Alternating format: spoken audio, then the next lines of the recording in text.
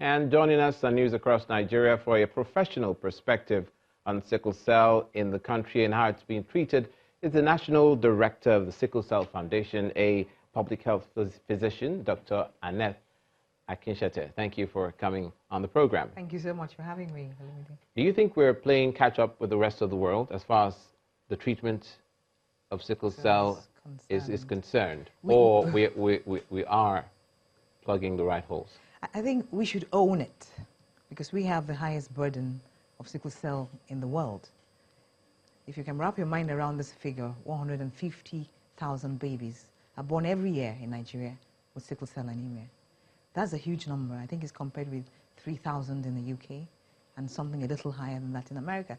And yet, they're doing a lot more in terms of research, in terms of treatment. So when you ask that question about catch-up, yesterday, for instance, the lecturer who came to talk, he's Nigerian born, and this has been his life's work. He's doing a lot in pushing the frontiers. What are the new areas of treatment? Because a lot is being done in that space.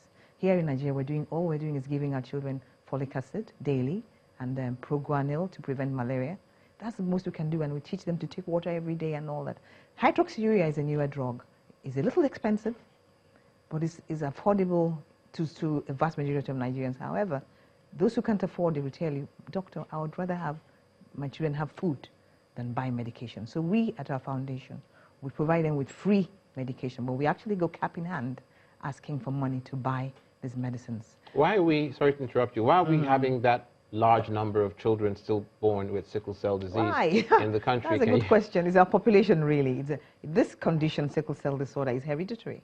Is actually from a mutant gene that occurred eons ago there's a relationship between malaria and sickle cell. If you superimpose the sickle cell map on the malaria map, they're just the same.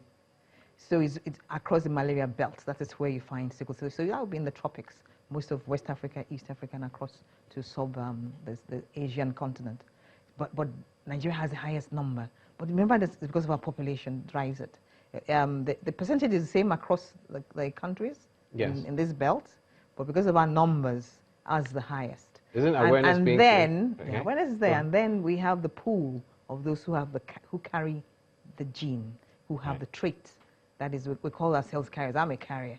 In other words, you've probably heard of AS. Yeah. We are carriers, but we're many, and it's not written on our foreheads.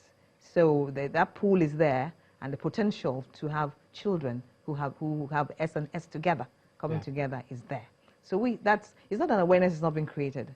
I would say 30 years ago, for instance. People aren't listening? What's the problem? They're listening. They're listening. It's not, love thing is not logic. This thing about having children together is not 1 + 1 making 2. There are those who would ask for falsified test results because there are churches who insist on couples presenting their genotype tests to indicate that they're not both carriers before they're married. That's how serious people take it. That's how serious people. However, there are also those couples who say they'll pay for falsified results because they want to marry anyway. So empirically, there's evidence that this kind of legislation, because there's legislation coming up across Nigeria now, asking to criminalize persons who are carriers who go on and have children together. Is that fair? It doesn't work. Yeah, empirically, it doesn't work. What it does is drive the condition into the closet.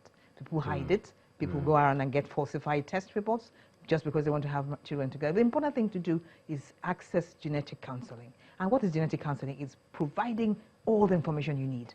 No sugarcoating. You tell the couple, this is what you are up against. This is what you're going to face. They even bring persons who have the condition to show them. There are complications. There's severe pain, more than labor pain. There's leg ulcer. There's chronic leg. There's stigmatization. There's depression.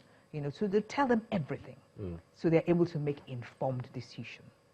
So that's the best way you cannot legislate in this way. What legislation should do is give us comprehensive laws that will help us look after those who have this condition. In fact, across the spectrum, prevention. What is prevention? There will be genetic counseling. Treatment and care.